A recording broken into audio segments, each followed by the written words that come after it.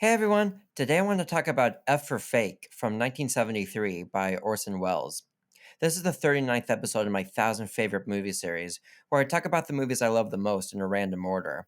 This is also the second Orson Welles movie I'm talking about in this series, after Touch of Evil, and it's a testament to Welles' inventiveness that these two movies literally could not be any more different. In fact, at least at the time, F for Fake was probably different than just about any other movie ever released. It's also ironic that this difficult to classify movie, a kind of essay that's part documentary, part fiction, and part magic trick, which Wells didn't even want to title, has become one of his most well regarded and even arguably one of his most popular movies today. But more importantly, as far as I'm concerned, is one of my favorites. At the most basic level, this is a documentary about two forgers, fakers if you will. One is Elmire Dahori, the preeminent art forger of the 20th century.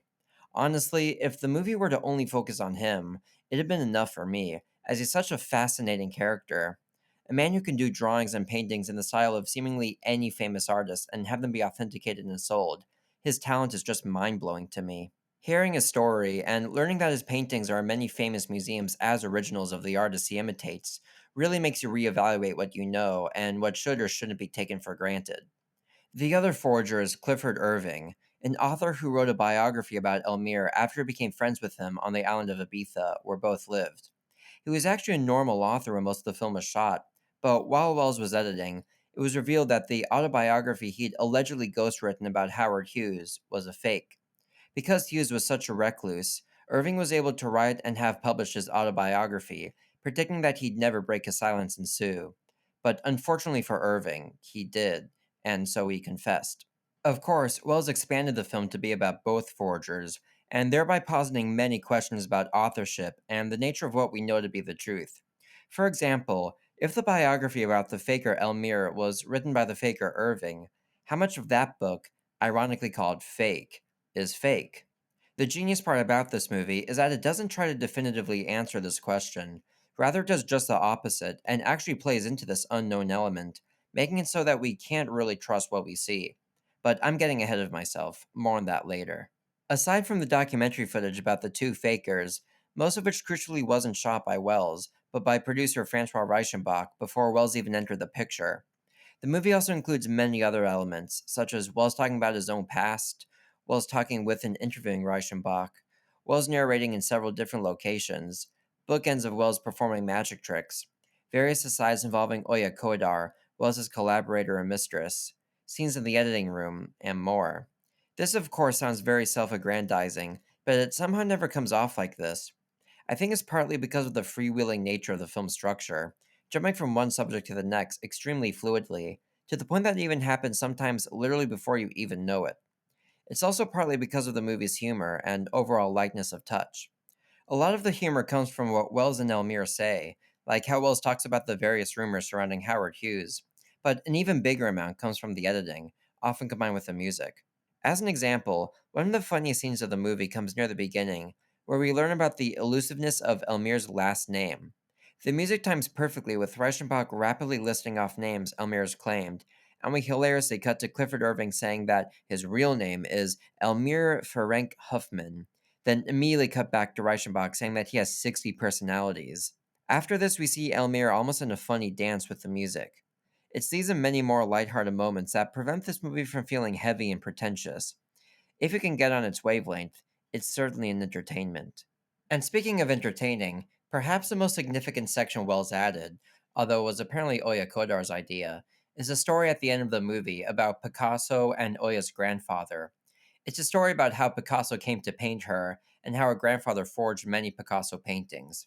When Picasso talks to the grandfather, Wells plays the grandfather and Oya plays Picasso.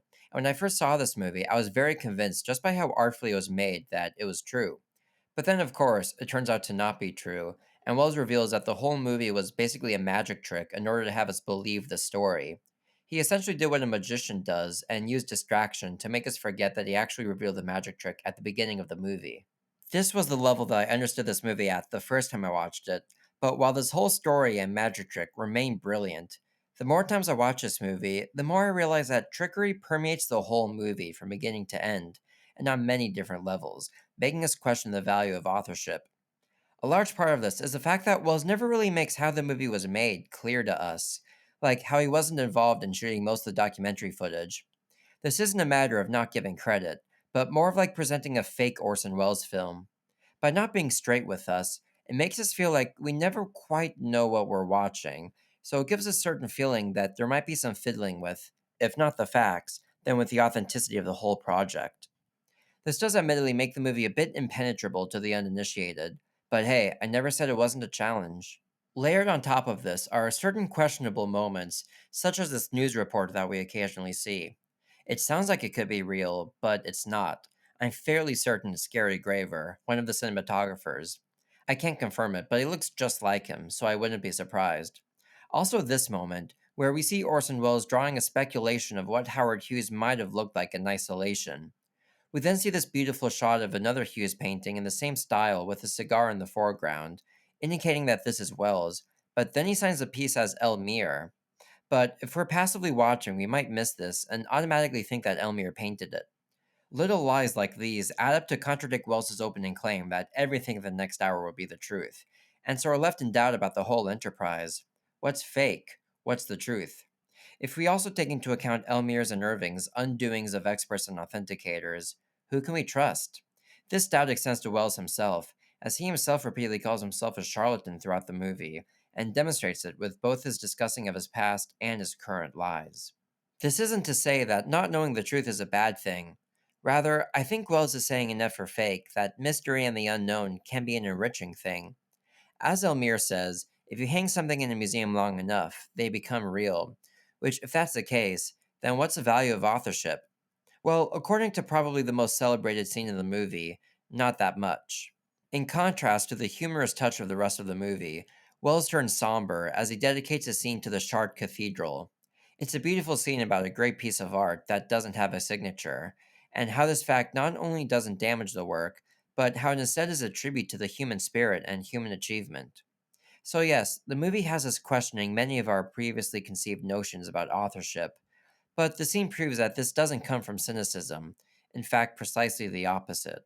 Now for my favorite moments, but since this movie's so effortlessly fluid to the point of near stream of consciousness, coming up with singular moments kind of defeats the purpose. But regardless, I think I have some. The first is one that always puts a smile on my face, and it's when Elmire burns the paintings that he draws. The first time he does this comes as a funny shock, where he says in a serious but very casual way, I feel that we should burn it. He repeats the sentiment later when he says, It's a good drawing. Then, should we burn it? This is after we learn, mind you, that it's a fake he just drew of a Modigliani worth about $15,000. We see burnings a few more times throughout, and each time it happens, we can just imagine all the money lost and a potential original piece of art lost. But then we realize that Amir is so talented that he could do this on a whim any time, so it becomes funny. I also enjoy when we shift gears to briefly talk about Wells's own early career, especially Citizen Kane. We get to see two actors from the film, Paul Stewart and Joseph Cotten, discuss it, and it's always fun to hear three people involved with this landmark film talk about it more than 30 years later, especially because Wells famously never wanted to talk about it later in his life. If I wanted to, I could fill up this whole list with moments that take advantage of the great Michel Legrand score. The music is probably one of the last things that will come to your mind when thinking back on this movie, I guess because it's always in the background. But those who consistently listen to it and acknowledge its role in the movie's editing rhythms, I think, would be rewarded. Anyway, one moment that stands out, ironically after having said all that, is the moment when the music stops. It's right before the Chartres Cathedral montage, and it's when Amir tells Irving that he never signed any painting. Of course, he never really tells him this, but Wells edited separate footage of the two in a way that makes it seem like they're talking. Well, when Elmire says this, Irving is stunned in disbelief. He and us are pretty sure that he's lying, but the silence is so long and uncomfortable, with the clock ticking being the only noise we hear, that we start to question if he maybe is telling the truth. But then Irving comes in with the relief by saying, Of course they were signed. Then quiet music suddenly starts again, and Elmira gives a confession like expression. But the song doesn't last long before gently dying, making way for the musicless, short interlude. But there are many brilliant musical moments in the movie, where the score perfectly modulates the tone, comments on the action, and times with the editing. One nice example of this, as well as inventive editing, is when Picasso was ogling Oya Kodar. Wells cuts back and forth between pictures of Picasso behind his window and Oya in various outfits walking past his window. Eventually, pictures of him are replaced with his actual paintings, so they can stare at her too. All the while, the music rapturously carries you along with everything, leading up to when she enters his house. But in the end, what I love about F for Fake is that it's a hugely creative work, combining many different kinds of film forms into a grand commentary on authorship, and by doing so, raising many questions about the value of art. And far from being heavy, one of the great achievements of this movie is just how breezy it manages to be. The content and stories are fun and interesting, but the editing and music really grab you and carry you through. And I think this happens by increasing degrees on subsequent viewings. Times like these are when I'm tempted to show clips and moving footage in these videos, but I have my reasons for only showing still pictures, and I'll stick to my guns. But suffice it to say that I can't possibly capture the essence of how the movie plays. It's unique and light, but purposeful and profound, and it's most certainly one of my 1000 favorite movies. Thanks for watching my video. Goshoujo makoto ne arigatou gozaimasu. Have you seen F for Fake? Let me know what you think in the comments. I think of all my favorite movies as my friends, and I think my audience is friends too. Remember, I upload a new video every Friday, so if you want to help me complete this 1000 favorite movies epic, don't forget to like and subscribe.